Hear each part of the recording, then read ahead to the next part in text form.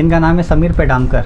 उन्होंने इंट्रोड्यूस किया कि मैं एक क्राइम ब्रांच ऑफिसर हूँ। ऐसा नहीं कि वो पुलिस के ड्रेस में आते थे, वो आते थे सिविल ड्रेस में, बट उनके हाथ में जैसे क्राइम ब्रांच या जो भी पुलिस डिपार्टमेंट की चीज़ें होती है, जैसे हाथ में हथकड़ी हो गया, फिर वो कभी बताते थे कि गन है, हाथ में पुलिस का डंडा, ये सारी चीज़ें, पुलिस का मास्क, महाराष्ट्र पुलिस का टोपी, ये सारी चीज़ें वो लेकर शॉप पे आते थे। मतलब अपने आप को हर तरीके से ऐसा रिप्रेजेंट किया कि मैं क्राइम ब्रांच में हूँ। कहीं भी ऐसा शक नहीं होने दिया कि वो क्राइम ब्रांच में नहीं है, फ्रॉड कर रहे हैं हमारे साथ। कभी हाथ में हथकड़ी तो कभी मोबाइल कवर पर महाराष्ट्र पुलिस का लोगो, कभी पुलिस के साथ फोटो तो कभी खुद क्राइम ब्रांच ऑफिसर।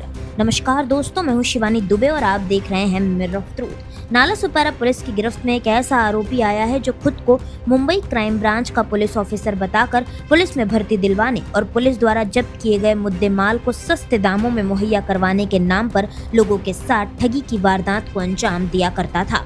दरअसल यह पूरा मामला कुछ इस प्रकार है कि बीते 22 मई को पीड़ित ने अपने साथ हुई ठगी का मामला नालासोपारा पुलिस स्टेशन अंतर्गत दर्ज करवाया।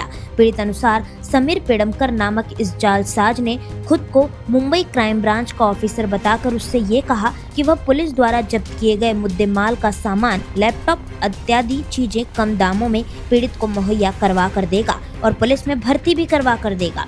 जिसके बाद आरोपी समीर पेडमकर पर भरोसा करते हुए पीड़ित ने उसे 94,000 रुपए कई किस्तों में दे डाले। जिसके बाद आरोपी ने पहले तो पीड़ित को चग्गा बग्गा पढ़ाना शुरू कर दिया और फिर अचानक से 9-2-11 हो गया। जिसके बाद पीड़ित ने इस बात की जानकारी पुलिस को दी और पुलिस ने संगीन धाराओं के तहत मामला दर्ज किया।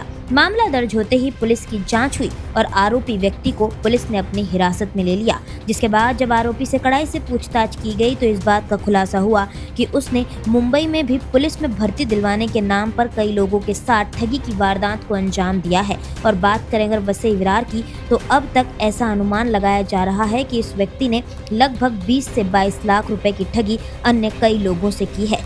फिलहाल इस आरोपी की गिरफ्तारी के बाद इसे माननीय अदालत में पेश किया गया है, जहां पर से उसे सबसे पहले 5 दिन की पुलिस हिरासत और फिर दूसरी बार 7 दिन तक की पुलिस हिरासत में भेज दिया गया है। बहरहाल पुलिस इस पूरे मामले में आगे की जांच कर रही है और साथ ही साथ पुलिस ने लोगों से अपील भी की है कि समीर पेडमकर नामक इस व्यक्ति ने अगर किसी के साथ ठगी की वारदात को अंजाम दिया है तो वह जल्द ही नजदीकी पुलिस स्टेशन में जाकर इसकी शिकायत दर्ज करवाए। आइए देखिए इस पूरे मामले में पीड़ित ने हमें क्या कुछ जानकारी दी। क्या नाम है आपका? मंजर शमीम। क्या हुआ है आपके साथ और किस प्रकार हुआ? एक्चुअली मेरी शॉप है नालासोपारा वेस्ट में। शॉप का नाम है Lavanya fashion and jewellery collection. ये इमिटेशन ज्वेलरी की शॉप है। तो तकरीबन 5-6 महीने पहले दिसंबर के महीने में एक कस्टमर आए थे जिनका नाम है समीर पेडामकर। तो वो कुछ सामान लेने के लिए आए थे और उन्होंने इंट्रोड्यूस किया कि मैं एक क्राइम ब्रांच ऑफिसर हूँ। और सामान के बाद वो रेगुलर आते जाते रहते थे शॉप पे। और एक दिन ऐसे ही बात के चित के दौरान उन्होंने बोला कि अगर आपको कोई सीज किया हुआ सामान वगैरह चाहिए तो वो मैं आपको कम प्राइस में दिला सकता हूँ क्राइम ब्रांच डिपार्टमेंट के थ्रू। तो फिर इससे मेरा इंटरेस्ट थोड़ा सा जागा और उन्होंने बोला कि अभी फ़िलहाल मेरे पास लैपटॉप और गाड़ी है, जिसमें से मैंने उनको लैपटॉप के लिए स्टार्टिंग में 10,000 रुपीज़ ऑनलाइन ट्रांसफ़र किया था। उन्होंने किसी का अकाउंट नंबर दिया था उस पर। और उसके बाद फिर कुछ दिनों के बाद बोला कि मुझे गाड़ी भी अगर चाहिए तो 1-2 दिन में गाड़ी सीज़ हो जाएगी, उससे पहले आप पेमेंट कर दो। तो हमने उसके लिए भी गाड़ी का 1-2 मल्टीपल इंस्टॉलमेंट्स में पेमेंट किया। और इसके बाद फिर उन्होंने कहा कि आपको सीपी ऑफिस आना पड़ेगा वीटी में, जो कि है हेडक्वार्टर, और वहाँ पे आकर के बाकी का पेमेंट दे करके फिर गाड़ी आरटीओ से पासिंग वगैरह करानी होगी। तो इसके बाद जब मैं वहाँ पर सीपी ऑफिस गया तो वो अंदर जाने के लिए मना किए, बोले कि आप पहले बाहर रहो कैंटीन के आसपास। तो वहाँ हमने उनको आगे फर्दर का कुछ कैश पेमेंट किया जो उनसे वादा किया था। और वहाँ पे पेमेंट और डॉक्यूमेंट जैसे उन्होंने आधार कार्ड लिया, फ़ोटो वगैरह लिए गाड़ी पासिंग के लिए। उसके बाद वो अंदर गए। फिर अंदर से बाहर आके बोलते हैं कि मैं साहब वगैरह आए हैं तो आप अंदर जा नहीं सकते, आप कैंटीन में बैठो। बट मेरा जैसा डॉक्यूमेंट्स इधर है नालासोपारा वसई विरार साइड का था, तो ये तारदेव आरटीओ से पासिंग नहीं हो पाया। तो वो बोले कि गाड़ी फिर नेक्स्ट डे आपको यहाँ मिलेगी विरार आरटीओ की साइड। बट ये सारी चीज़ें मतलब आगे चलती चली गई, बट इसमें से कुछ भी नहीं हुआ। ना उन्होंने सामान दिया, ना पैसे वापस किए।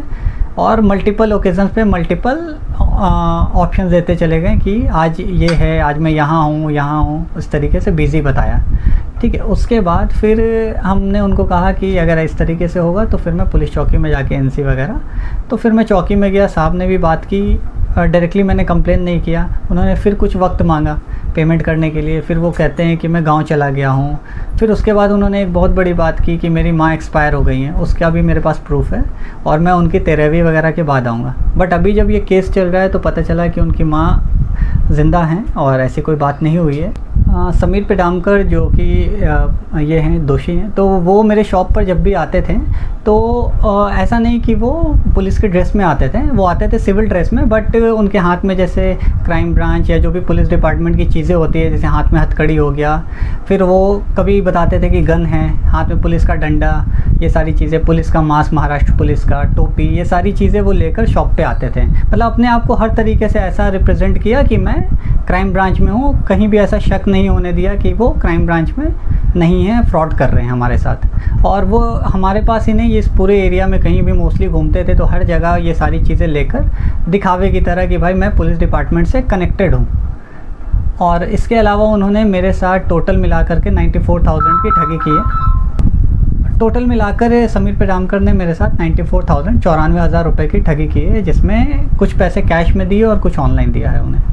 आप जब पुलिस स्टेशन पहुंचे तो क्या रवैया था पुलिस का? मैम मैंने तो 23 फरवरी को सबसे पहले राइटिंग में एप्लीकेशन दिया था। उसके बाद उन्होंने कुछ ऐसा कोई एक्शन या कोई एफआईआर वगैरह दर्ज नहीं की, और उसके बाद मुझे डे नाइट दौड़ाते रहे, क्योंकि कितनी बार मॉर्निंग में जाते थे तो जो इन्वेस्टिगेशन ऑफिसर थे वो पता नहीं होता था कि वो शाम में हैं, फिर वो कहते थे कि उनकी नाइट ड्यूटी आप शाम में आओ, फिर वो कहते थे कितनी बार कि आप सुबह कॉल करके आना, मॉर्निंग में कॉल करो, तो वो कॉल नहीं पिक करते थे।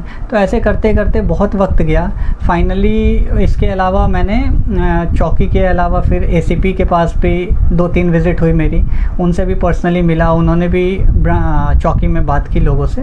बट डीसीपी साहब से भी मेरी बात हुई थी, जैन बजवले जी से, बट उनसे मैं पर्सनली मिला नहीं, तो उन्होंने बोला जो भी होता है देखते हैं। फाइनली फिर मैं सोशल मीडिया के माध्यम से इसको थोड़ा आगे पहुंचाया, और उसके बाद फाइनली फिर मुझे 23 फरवरी का जैसा मेरा राइटिंग स्टेटमेंट था, इसके 3 महीने के बाद 22 मई को मेरा एफआईआर फाइनली इन्होंने दर्ज किया। इस पूरे मामले में आपकी पुलिस से क्या मांग है?